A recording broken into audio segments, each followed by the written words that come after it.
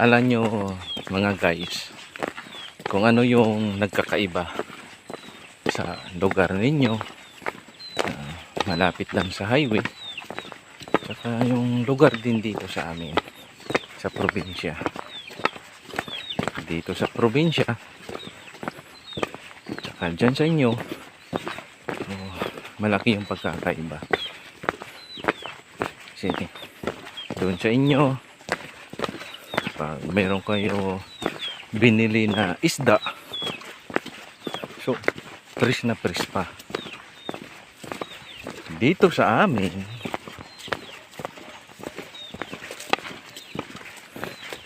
buhay pa yung isda. Pagdating mo doon sa amin barangay, sa bahay, wala na, butod na, hindi na siya presko, pero masarap pa rin kasi first class sa amin yan, mga isda na yan. Kasi karamihan na ulam namin dito, hulaan nyo kung ano, pagbundok, kurik ka dyan, gulay. Kaya sa amin yung gulay ay sawa na kami.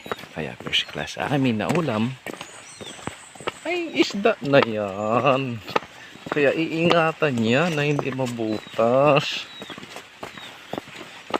kasi mamaya yan alam na,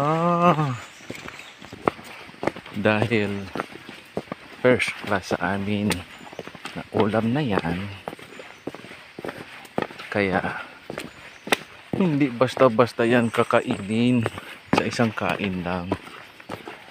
Kailangan aabot siya ng mga 2 days or 3 days. Bakit siya umabot og 3 days? Baka nagtataka kayo. Kasi yung isa na yan, gagawin namin yan tinola. Tsaka yung isa, gagawin paksiw. Kaya nga first class sa amin yan na ulam yan. Kailangan matagal na maubos.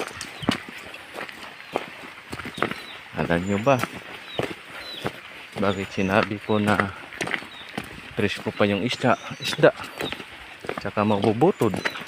Kasi dito sa amin